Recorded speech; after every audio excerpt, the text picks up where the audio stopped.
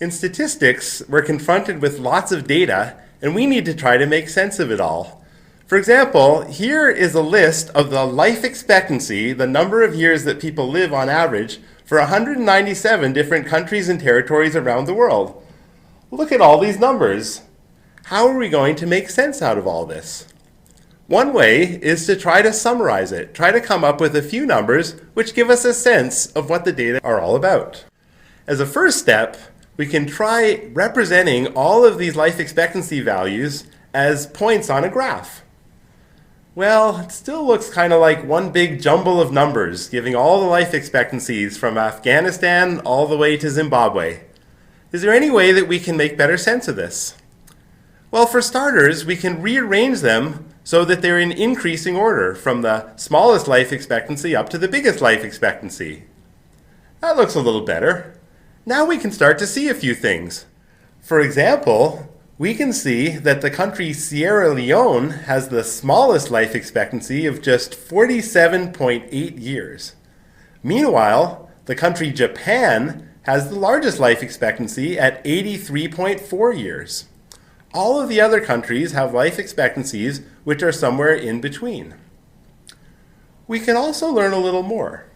For example, we can look for the country which is halfway along, halfway between the first country and the 197th country. That's the 99th country, which in this case is the country Egypt. And Egypt has a life expectancy of 73.2 years. So we say that the median life expectancy is equal to 73.2 years. It means that half the countries have a life expectancy which is smaller, and half the countries have a life expectancy which is larger. So now we know about the minimum and the maximum and the median. But there's more that we can say too. For example, if we look at the country which is 1/4 of the way along in the graph, then that turns out to be the small island nation of Sao Tome and Principe. And it has an average life expectancy of about 64.7 years.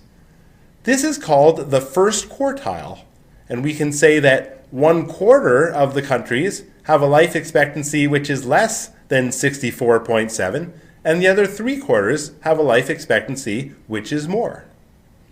We can also go 3/4 of the way along the graph.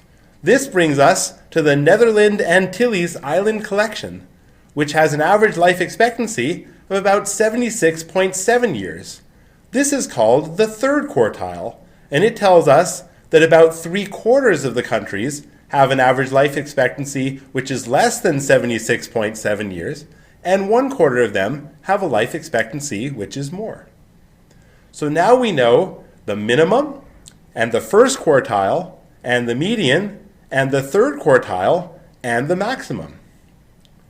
This is a lot of information, but it's also a lot to keep track of. If we want, we can combine all of these numbers together into a single display which is called a box plot. The box plot is illustrated here. We can see that it has a big box between the first quartile and the third quartile with a line which indicates the median. It also has extensions on the bottom and the top which represent the minimum and the maximum values. So we can see by looking at this box plot what is the minimum value, the first quartile, the median, the third quartile, and the maximum value. In this way, we can summarize a lot of information about these life expectancies using just 5 numbers. So now let's try working out an example together. Suppose here are the grades from my seminar class last semester. There were 9 students, and these are the grades that they received. How can we figure out the quartiles and median and so on for these grades? Well, for starters, let's rearrange them into increasing order. First we'll find the smallest number, then the second smallest number, and the third smallest, and so on. That way we get 9 numbers in order. Now we can see right away that the minimum grade was 68, and the maximum grade was 93. What about the median? Well, there's 9 grades, so we want the one which is halfway between the first one and the 9th one, and that's the 5th one. So the median grade is the 5th one, which is equal to 79. What about the first quartile? Well, for that, we want the grade which is 1/4 of the way from the first grade up to the 9th grade, which in this case would be the 3rd grade, which is equal to 74. For the third quartile, we want to go 3/4 of the way along from the first grade to the 9th grade, and that's the 7th grade, which is 88. In that way, we found the minimum, the first quartile, the median, the third quartile, and the maximum value. If we want, we can also make this into a box plot.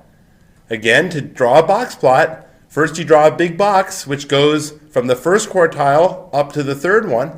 You put a line in where the median is, and then you put extensions to show the minimum value and the maximum value. In that way, we've made our own box plot. Now, let's try one more example of computing the 5-number summary.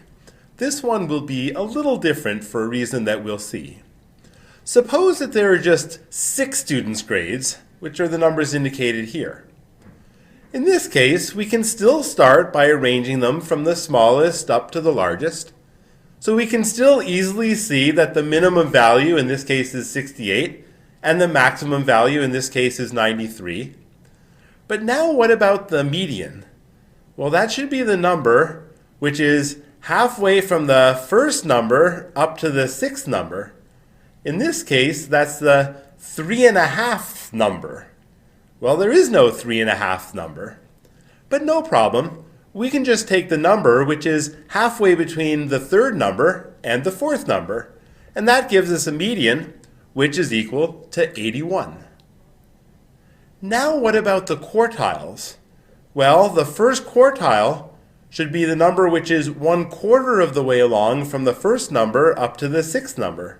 In this case, that's the 2.25th number. Well, there's no such number, but we can take the number which is 1/4 of the way from the 2nd number up to the 3rd number, which in this case is equal to 75. So we say the first quartile is 75. Similarly, for the 3rd quartile, we need the number which is 3/4 of the way from the first number to the 6th number, which in this case is the 4.75th number. Well, there isn't one, but we can take the number which is 3/4 of the way from the 4th number to the 5th number, and that equals 88.5. So now we've been able to compute all the numbers, just being a little more careful. Another way to see this is to draw a graph. If we graph all the numbers from smallest to largest and put a straight line in between them, then we can say right away that the median is the number which is halfway along the graph, the first quartile is the number which is 1/4 of the way along the graph, and the third quartile is the number which is 3/4 of the way along the graph.